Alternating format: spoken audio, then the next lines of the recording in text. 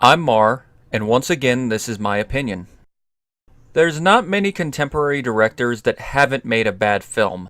While I enjoy the later works of Ridley Scott and Tim Burton, they are shadows when compared to Alien and Beetlejuice. Quentin Tarantino is my one exception. Some of his films are better than others, but I wouldn't call any terrible. I was first introduced to Tarantino by Kill Bill.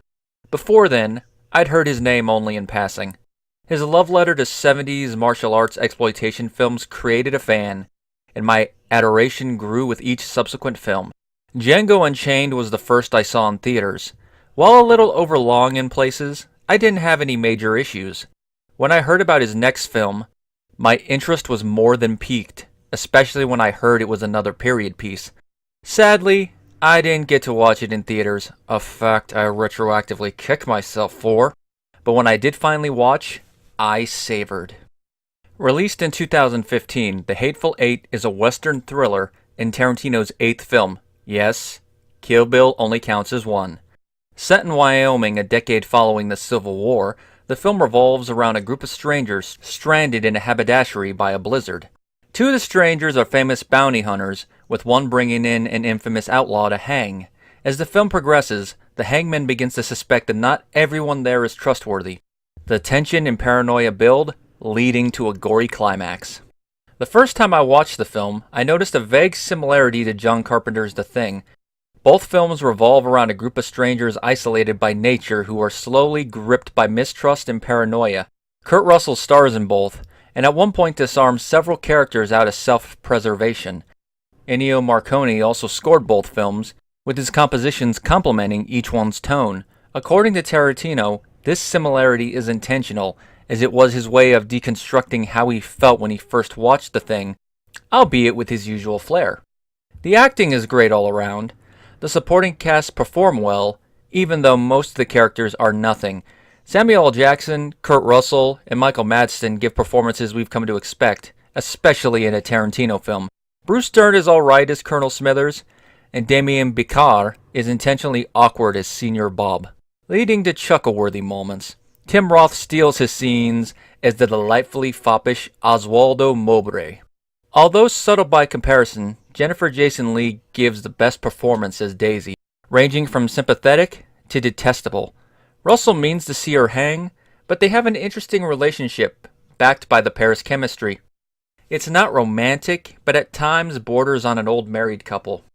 Quentin cast Leigh because he needed a great actress in the role. He made the perfect choice.